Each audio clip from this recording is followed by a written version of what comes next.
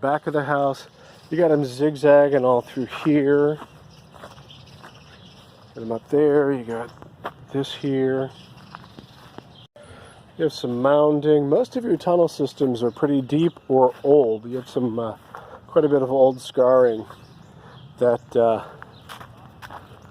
can't actually trap at the moment. You have them coming out of your beds here, going, I suppose, into there. Kind of zigzagging all through these beds. You have some old scarring here coming down into this area, and this area is a feeding area. So there's some deep tunnels down there, and in here most likely. But they're deep. This is kind of your property magnet, right in here, because there's some deep, widespread zigzagging tunnels. This is kind of the area that they're really mostly being drawn to, that they can hear from all the way back there, and they're being drawn this way to this soil. This is your problem soil. So a lot of your infestation's deep. There is some in these beds, but because they're here and they're so deep, they're probably they may be all through here without being able to actually see them, just because this material, see there's more here, this material really sort of acts as a buffer. You can't really see much of what's going on, say 2 feet under all this, but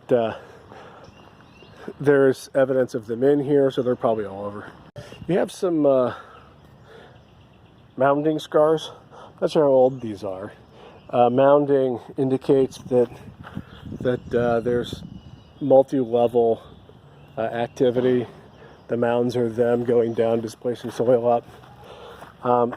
There's not a whole lot of trapping that can be done. You can add it to, if you want to, add it to the soil treatment just to see if maybe it helps a little bit.